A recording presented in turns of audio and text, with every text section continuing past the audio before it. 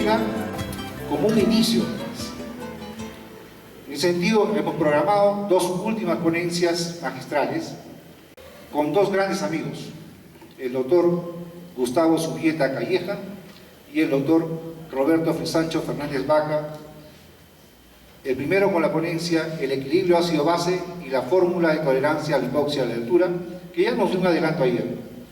Doctor Gustavo Subieta, un placer escucharlo.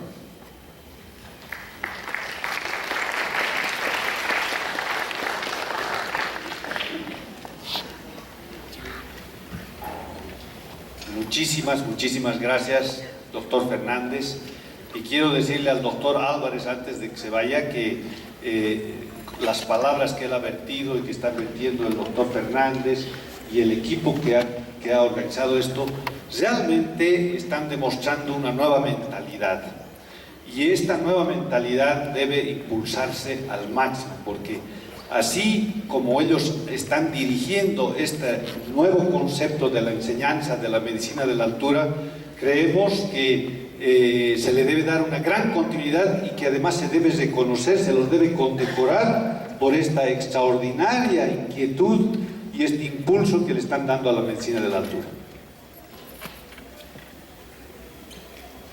Bueno, me han honrado muchísimo y nos han honrado al Instituto de Pulmonar y Patología de la Altura a presentar estas conferencias y nos han dado libertad de exponer conceptos que son nuevos, y lo que van a ver son conceptos verdaderamente nuevos.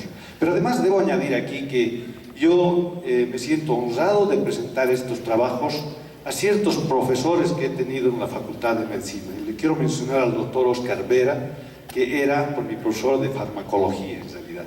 El doctor Heriberto Cuevas también ha sido profesor de bioquímica. Y varios otros de los profesores que están aquí. Ignacio Alurralde también fue profesor de hematología. Y es pues muy grato presentarles a ellos y a todos los demás, aunque debo decirles que uno es alumno permanente en la vida. Y yo he aprendido mucho, me acuerdo mucho de los trabajos del doctor Moisés Vázquez, de la época de la Oroya, y de su conferencia que nos ha dado, y cada una de las conferencias en las que hemos asistido acá, yo he sido uno de los estudiantes que estoy aprendiendo permanentemente. Y eso es lo que debemos pensar, que tenemos que aprender y que tenemos que tener una mentalidad abierta a nuevos conceptos, porque tenemos tendencia a la comodidad y el confort de lo que ya sabemos y nos cerramos a veces a lo nuevo. Es como cuando aparece un nuevo aparato de iPhone.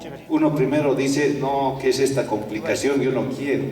Pero cuando ya empieza a utilizarla y aprende la nueva tecnología, dice, qué maravilla, es decir, estos teléfonos inteligentes. Entonces hay que tener una mentalidad abierta. Yo les ruego que tengan una mentalidad abierta frente a lo que les voy a exponer, porque aquí hay cosas muy novedosas. El equilibrio ácido-base en la altura y la fórmula de la tolerancia a la hipoxia.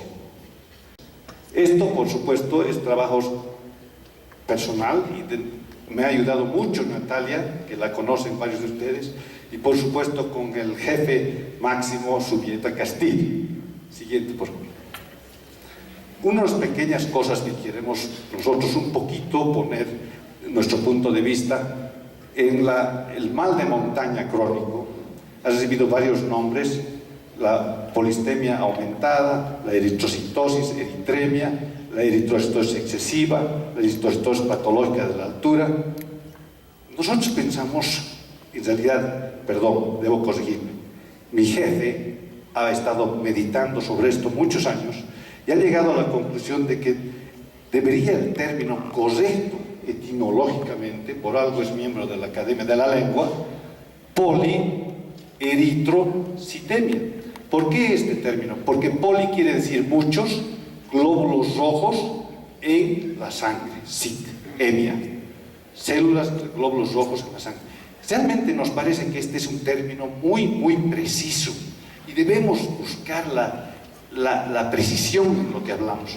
Entonces, porque las eritrocitosis quiere decir alteraciones, osis si se busca, ¿no? Y frecuentemente incluyen otro tipo de complicaciones. La siguiente. Me traje acá ahora este slide del síndrome de triple hipoxia porque me lo han pedido varios de los asistentes y esto lo voy a hacer bien breve. Uno de los importantes aspectos de lo que llamamos polieritrocitemia o los glóbulos rojos aumentados en nuestros pacientes es que sufren frecuentemente el síndrome de triple hipoxia. Debo decir, esto también es creación del jefe que ustedes conocen. Cuando alguien viene a vivir a la ciudad de La Paz o Puno, su PaO2 está alrededor de 60. Eso ya es normal y llamamos hipoxia crónica. Quiere decir que están viviendo con un oxígeno más bajo que el del nivel del mar, que es alrededor de 60.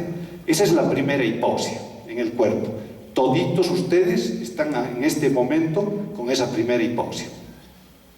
La segunda es la hipoxia en el mal de montaña crónico o como llamamos polieritrocitemia, estable. ¿Por qué hablamos de estable?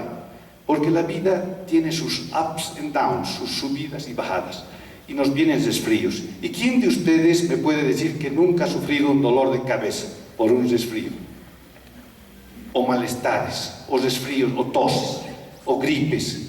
Todos pasamos por esas etapas durante nuestra vida. Pues las personas que tienen polieritrocitemia también pasan por esos fenómenos, pero ellos tienen un fondo en nuestra experiencia basada en nuestros estudios pulmonares, que están en un segundo nivel con una tensión arterial más baja de entre 40 y 50, aquí vemos, pero puede ser un poco variable eso, y eso es la segunda hipoxia de los que están estables. Quiere decir que por sus deficiencias pulmonares, que muy frecuentemente solo se toma como un parámetro la espirometría, y no es así. Lo que se tiene que hacer es test de Chance, test de ventilación no uniforme, de difusión, incluso pruebas de ejercicio para determinar si hay alteraciones. Entonces, están los que conocemos como poliglobúlicos, pero que deberíamos conocerlos como polieritrocitémicos, están en una segunda hipoxia. Miren, ellos llevan dos hipoxias ya. No solo la del ambiente, sino la del proceso que los lleva a un nivel de oxígeno más bajo. Pero ellos también se resfrían, también sufren dolores de cabeza, también tienen fatigas, y todo eso periódicamente, como nosotros.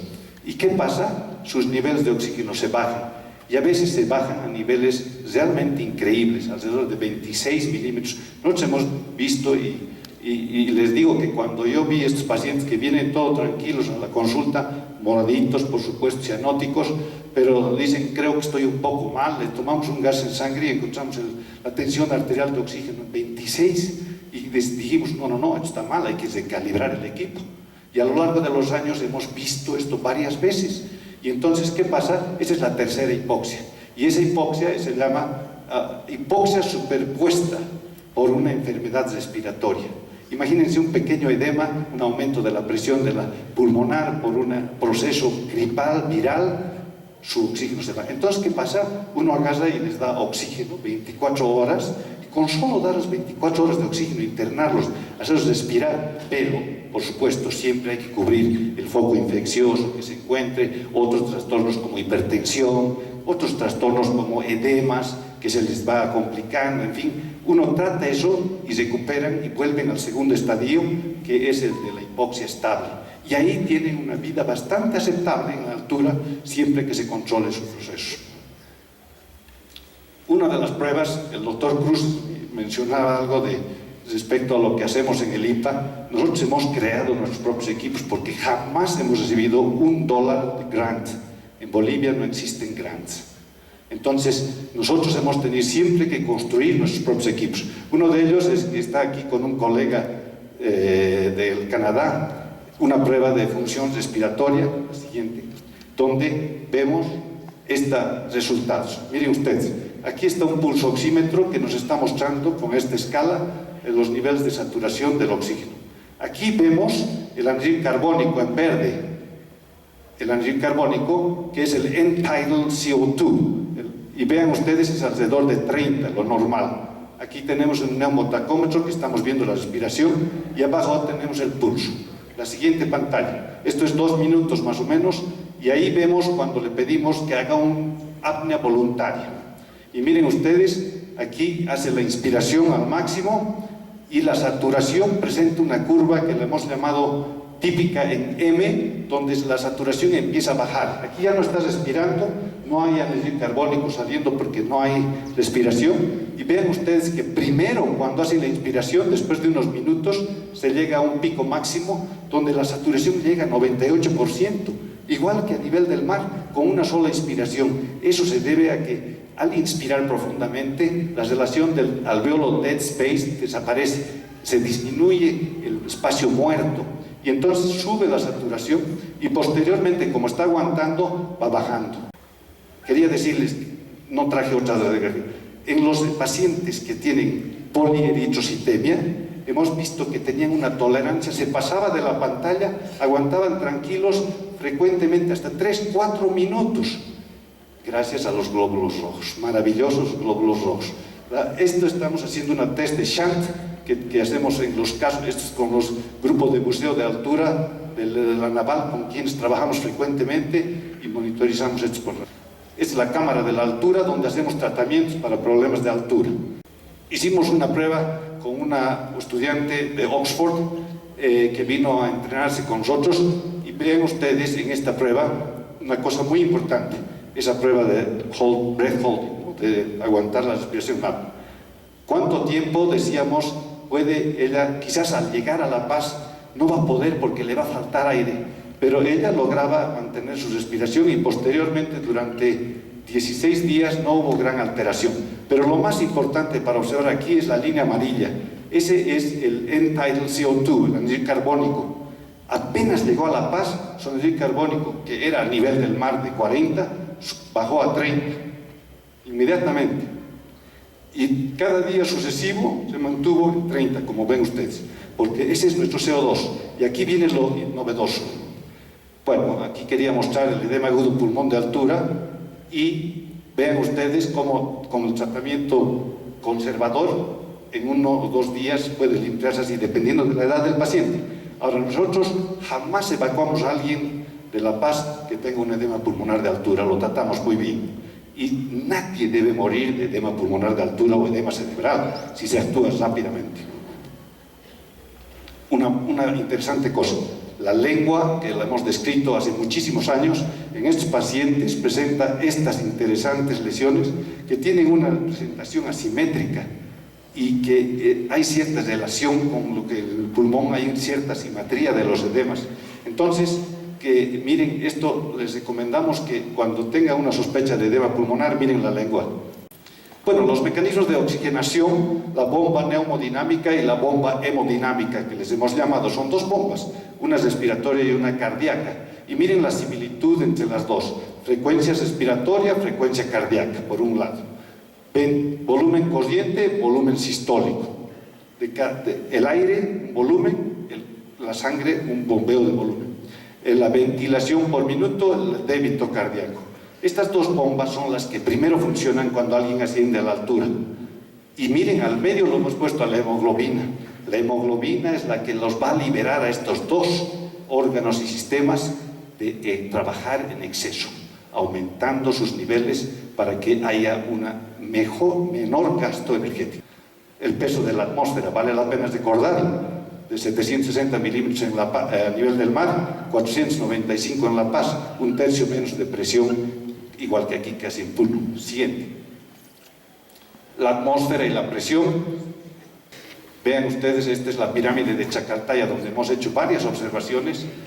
Ahí está trabajando el jefe dentro de la pirámide con unos equipos que llevamos para estudiar pruebas de ejercicio. Siguiente.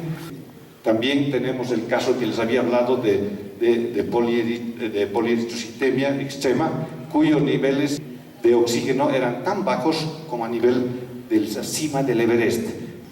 Ahora vean ustedes, cuando alguien sube a la altura, ¿qué pasa? Baja la presión inspirada de oxígeno, aumenta la ventilación, el anhídrido carbónico baja, el pH sube y se presenta una ascarosis respiratoria aguda. Y empieza, por supuesto, la excreción renal de bicarbonato. Y entonces en la ciudad de La Paz, por ejemplo, y han visto cómo esa estudiante de Oxford apenas llega, su anhídrido carbónico 30, ahí está de 30, que era 40 a nivel del mar. Y esto se llama alcalosis respiratoria totalmente compensada o hipocapnia crónica. Y por supuesto las presiones parciales a nivel del mar 150 la inspirada, alveolar, la arterial 98 y el exceso de base 0. Pero miren ustedes, en La Paz 94 es más o menos la inspirada de oxígeno. En La Paz hay muchas alturas, bueno, tenemos 1000 metros de diferencia entre la parte de arriba, del alto y abajo, así que hay variaciones. Luego el alveolar 62, el arterial 60 y el exceso de déficit de bases menos 5. Entonces aquí, hace muchos años, y quiero decirles, yo hacía gas en sangre para el Instituto del Tórax, me pedían a veces porque seguramente su laboratorio algo había pasado, en fin.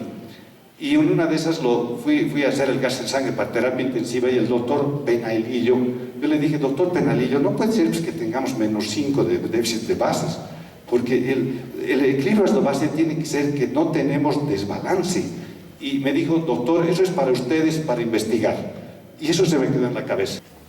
Entonces, la población estimada que vive alrededor de 2000 metros en el mundo, yo puse inicialmente 140 porque también hace años hice un estudio de cuánta gente vivía por encima de 2500 metros y eran alrededor de 100 millones de personas aproximadamente. Después mandé al trabajo para publicación y algún editor me cambió, no señor, esto es 200 y me bajó a 2000. Al final se me quedó esta presentación, pero a 2000 metros posiblemente sean más de 200 millones, por encima de 2000. Es posible que 200 millones de personas que vivimos en la altura, todos ustedes, que tengan un estado de ácido base donde estamos en alcalosis respiratoria compensada crónica, estamos en un estado de patología, pero no puede ser. Por eso decimos no. Los residentes de la altura que viven bajo condiciones normales para su ambiente no pueden estar viviendo en una situación patológica, porque nuestra vida es normal. Entonces, el conocido nomograma de Sigurd-Andersen de nivel del mar, ven ustedes en la parte central, tenemos anhídrido carbónico de 60, de 40, el CO2 arterial. Si uno se baja y pone en este nomograma lo que es el valor en la ciudad de La Paz, es 30 el CO2, entonces se baja aquí y aquí está el nivel de 30, aquí. Entonces, ya está fuera de la escala.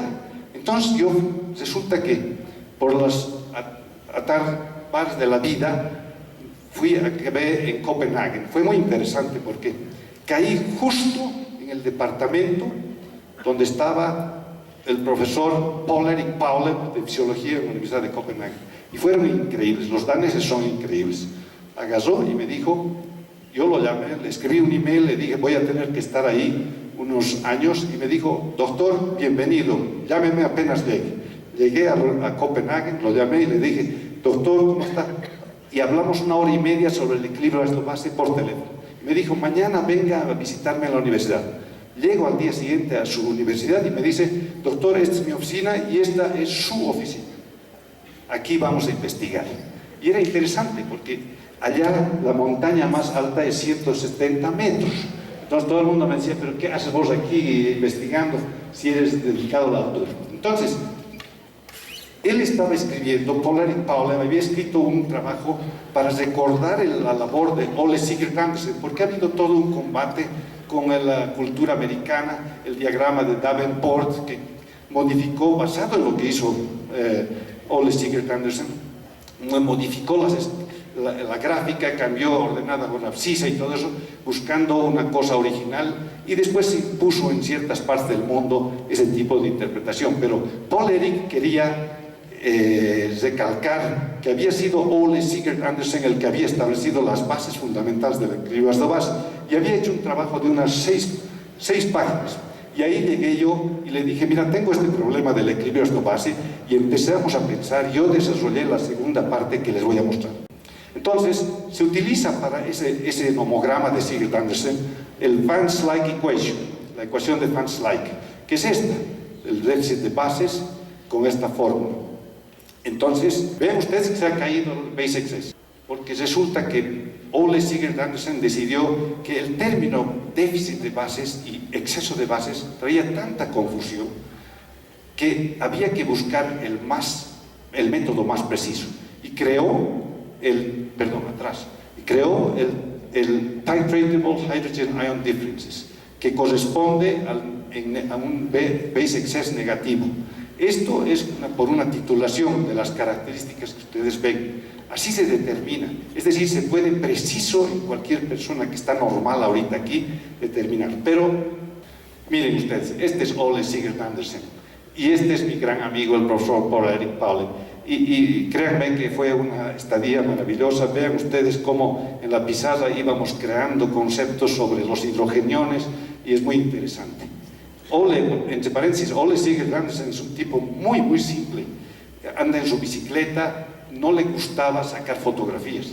Y resulta que yo no sabía eso. Cuando vino a charlar con nosotros, yo me senté y dije, no, es Ole Sigurd Andersen. Puse en el escritorio la cámara, me paré, saqué la foto y esta es la foto. Y resulta con que han pasado varios años y que me han escrito de la Universidad de Cambridge un doctor y me dice, ¿puedo utilizar esa foto? Porque no tenemos una sola de Ole Sigurd Andersen. Imagínense la alegría. Entonces, ¿qué pasa? En este trabajo que se llama Essentials in the Diagnosis of Acid-Base Disorders and Their High Altitude Application, modificamos la fórmula de Van Slyke para la altura, porque nosotros somos normales, vivimos en un ambiente, no podemos ser clasificados de enfermos con descompensación crónica del equilibrio ácido-base. Entonces, ¿qué hemos hecho? Hemos estudiado profundamente la fórmula de Van Slyke y hemos visto que había ciertos buffers que teníamos que incluir, y uno de esos era la hemoglobina y otro era el bicarbonato de la altura. Y entonces es bien extenso el trabajo, pero los aplicamos aquí de acuerdo a cada altura. Fíjense ustedes que está aquí la altura en kilómetros y con eso hemos podido sacar ecuaciones para cada altura. Y aquí ven ustedes el nomograma de Sigurd Andersen, que tuve que modificarlo, que en vez de poner la línea en 40 la he bajado a 30, porque esta es una altura de 2000 a 3000 metros de altura. La siguiente gráfica es para utilizar de 3000 a 4000 metros de altura. Y ahora vean ustedes que cuando esto en La Paz sería la segunda gráfica, y también aquí en Puno, aquí cuando veo un paciente y veo su gas en sangre, veo cuál es, ya no es base excess, se llama THID. Veo y es cero, es normal. Entonces este señor y todos ustedes que están ahorita sanos aquí, van a tener un parámetro normal para esta altura. Y miren ustedes, para más altura, de 4000 a 5000 metros, sigue bajando, porque el anhídrido carbónico normal en esas alturas es alrededor de 26.5.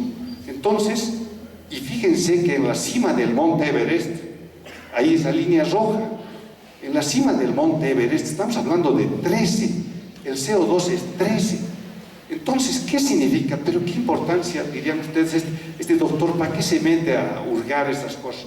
Porque cuando un médico intensivista está trabajando en Puno, en La Paz, tiene que utilizar, cuando el paciente se descompensa, tiene que compensarlo a su ambiente para estabilizar su equilibrio ácido-base. No puede descompensarlo, es decir, compensarlo a nivel del mar, lo está descompensando. O sea que si utilizamos las tablas de nivel del mar para los residentes de la altura, estamos más bien produciendo un problema en el paciente. Le estamos obligando a que su sistema respiratorio, su sistema renal, compense cosas extras. Es decir, lo operamos a alguien, entra a terapia intensiva y ahí le corregimos el equilibrio ácido-base para que esté en nivel del mar, pero está en la altura. Entonces ese paciente tiene que equilibrar ese estado de nivel del mar para la altura, imagínense. Entonces, ¿qué causa la muerte en el monte Everest? Ustedes cuando ven que asciende la gente, uno piensa, es la hipoxia. Todos piensan es la hipoxia. Sin embargo, siguiente, por favor. Vean ustedes aquí una de las tablas que sacamos del internet de las muertes en la montaña. De todas la Death Zone es la parte más alta que está aquí por encima de 8000 metros, donde más mueren. Pero cuando uno analiza las cosas, la gran mayoría muere cuando están descendiendo. Y muchos son accidentes y cosas. Entonces, hemos estudiado aquí en estos, ¿cuántos eran por enfermedad de altura que morían en la cima del Everest? Solamente el 9%. es bajísimo eso. Cualquiera pensaría que toditos los que han muerto por la altura. No es así. ¿Por qué? Algo hay en la altura. Y ahí vienen los siguientes temas. Bueno, miren, el anhídrido carbónico arterial a nivel del mar, 40. Les decía, en La Paz, 30. Y vamos subiendo en altura. Esto es basado en estudios que se han hecho en diferentes alturas, por supuesto. Y en la cima del Everest es 7.5 el anhídrido carbónico. Imagínense qué bajo. Bueno, depende. Hay unas variaciones que, por supuesto, son comprensibles por las dificultades de medir. Y una de las investigaciones últimas fue la Caldwell Expedition, que fueron los ingleses a medir el gas en sangre y midieron a 8.000 metros más o menos la tensión arterial de oxígeno. Y estos valores se encontraron. Miren, el oxígeno, les decía que el oxígeno está en 29.5 en la cima del Everest. Entonces, cuando ustedes, los que son médicos y tratan a un paciente a nivel del mar, cuando un paciente a nivel del mar presenta una tensión arterial de oxígeno de 60, puede entrar en terapia intensiva porque está en estación crítica. Estábamos nosotros en Xining, con Congreso de la Altura, y resulta con que se presentó un caso de edema pulmonar, está en el hospital, quieren verlo, nos dijeron, ¿cómo no? Vamos. Y nos fuimos con un montón de colegas de diferentes países. Y estaba en la cama allí un extranjero que estaba con oxígeno y dijeron, ha tenido niveles muy bajos de oxígeno. Ya, pero nosotros, mi padre y yo, dijimos, bueno, a ver, bájenle el oxígeno, ciérrenle el oxígeno y veremos cuánto baja, ¿no? Porque esto vemos así en La Paz rutinariamente. Resulta que empieza a bajar, pues la saturación que estaba en 98, empieza a bajar 95, 90, 85, 70, y uno de los médicos ahí, paren, pónganle el oxígeno. Entró en pánico, porque era un médico de nivel del mar. Entonces, nosotros permitimos, medimos y podemos verlo bajar hasta una saturación de 60, tranquilo, y lo observamos. Tampoco es que lo íbamos a dejar así, solo había que observar. Ya les he mostrado esto, pero quiero hacerles recalcar que no se olviden, la siguiente, mi hematocrito y el de todos los que estamos bastante sanos en la altura del nivel de La Paz y aquí en Puno posiblemente, es alrededor de 50. Ese es mi hematocrito. Entonces, hemos hecho un estudio de las hemoglobinas a diferentes alturas. Y ven ustedes aquí, la ciudad de La Paz es alrededor de, aquí, 16 gramos, 17 gramos por ciento, y diferentes alturas que hemos tomado, está en nuestra publicación, gracias al trabajo de los colegas peruanos. Han hecho mediciones en diferentes alturas y esto nos ha servido muchísimo, porque hemos visto cómo van aumentando la hemoglobina a diferentes alturas. Y hemos hecho un estimado cómo debería ser la hemoglobina para alguien que se ha adaptado al monte Everest. Y fíjense ustedes que, de acuerdo a este análisis exclusivamente matemático, se ha hecho una estimación que debería ser 26 gramos por ciento. Por supuesto, cuando presento esto en el exterior, los colegas de nivel del mar se quieren morir de escuchar eso, pero habría que ver, esto es un análisis matemático nomás. Pero vean cómo sube eso, y es un hecho evidente que la hemoglobina sube. Ahora miren el anhídrido carbónico, a nivel del mar 40, a nivel de La Paz 30, y va bajando sucesivamente hasta la cima del Everest, que han visto ustedes que era 7.5. Entonces ven, aquí hay una curva de bajada del CO2, y estos son hechos impajaritables, como dicen alguna vez en Bolivia. No hay vuelta que darle, el anhídrido carbónico tiene que bajar, no puede haber alguien, a no ser que haya patologías.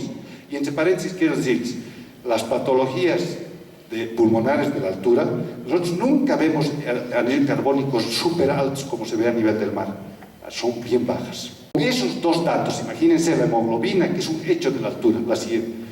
Hemos desarrollado una fórmula de tolerancia de hipoxia, que está basada en la hemoglobina y el anhídrido carbónico. Y esto ha sido, nos hemos roto la cabeza pensando cómo podíamos hacerlo. Ahora, la explicación matemática de por qué esta constante es la siguiente. Resulta que si nosotros equiparamos el valor poniéndole 13.3 gramos de hemoglobina y un anhídrido carbónico de 40 a nivel del mar y lo equiparamos al 1, decimos que a nivel del mar existe tolerancia a la hipoxia de 1. ¿Estamos de acuerdo? Todos. es 1. Y entonces vemos que en La Paz, por ejemplo, ponemos los parámetros normales y ahí tenemos una tolerancia a la hipoxia de 1.7.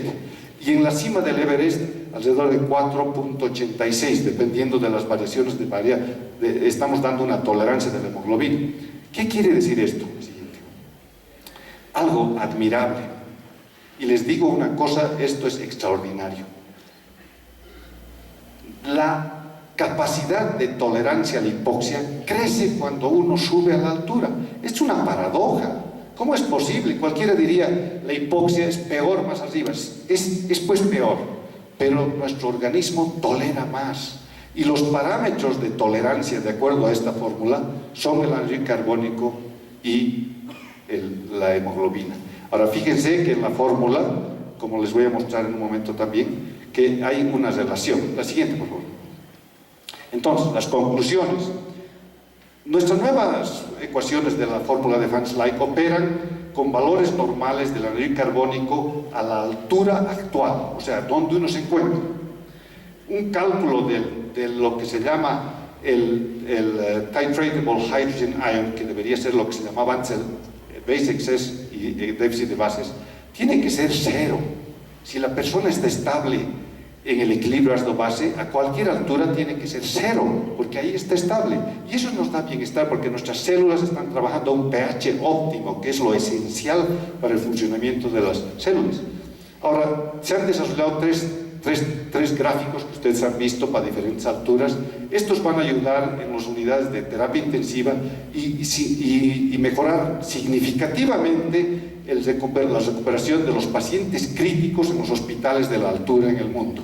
Fíjense que eso puede mejorar notablemente la recuperación de los casos de terapias cardíacas, de cirugía cardíaca en la altura, cirugía pulmonar, si se ayuda al organismo a mantenerse dentro de la altura y no tratar de compensarlo a un equilibrio a base del nivel de mar. Siguiente, por favor.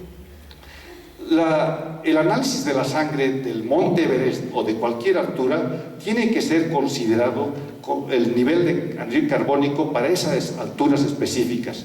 Esto da lugar a una nueva interpretación del equilibrio ácido-base en la altura. Nunca se debe usar una fórmula del nivel del mar, ya sea la de Van Slyke o cualquier otra fórmula, para el equilibrio ácido-base en la altura sin la modificación que les estamos sugiriendo. Los montañistas que llegaron a nivel, y esto es otra parte de otra charla, pero saben que en el trabajo de Caldwell utilizaron justamente las tablas de nivel del mar y decían que ellos estaban con un desequilibrio ácido-base. Y cuando utilizamos nuestra fórmula en sus datos, vimos que los que habían llegado a la cima tenían cerca a 0 su equilibrio ácido-base. Es decir, que alguien que pueda lograr llegar a semejantes hipoxias sin oxígeno, llegar a esas cimas, es que se ha mantenido con un equilibrio ácido-base propio para esa altura. La siguiente, por favor. Entonces, aquí concluimos algo extraordinario. La tolerancia a la hipoxia es mayor conforme sube uno a la altura. Esto parece una aberración, pero es. La fórmula de tolerancia a la hipoxia permite la cuantificación basada en 2 respuestas biológicas esenciales a la hipoxia hipovárica.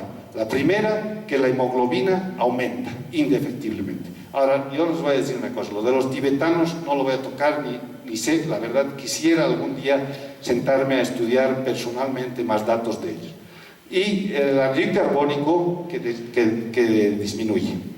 Ahora, puede ser que en los tibetanos el anhídrido carbónico también debe disminuir, no sé qué parámetros serán, la verdad es que nunca lo he revisado. Ahora habría que hacer que alguno de los estudiantes vaya a revisar cómo es el anhídrido carbónico de los tibetanos en la altura. Por lo tanto, la tolerancia a la hipoxia, y miren lo bello de esta fórmula, es que no lleva el oxígeno. En esta fórmula no está la variable oxígeno. ¿Por qué? Porque la variable que está ligada al oxígeno es el anhídrido carbónico, y esas son cosas esenciales. Entonces, y además tiene una relación inversa al anhídrido carbónico. Cuanto más alto el anhídrido carbónico, menos tolerancia a la hipoxia.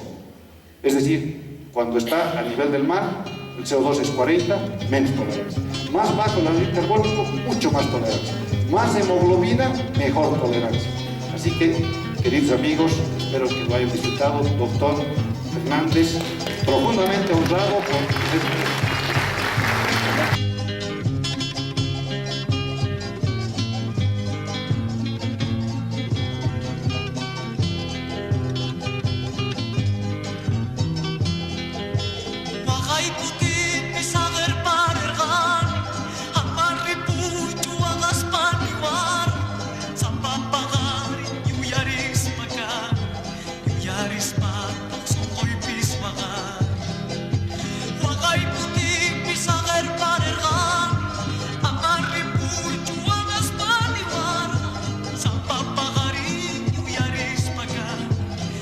Yaris pa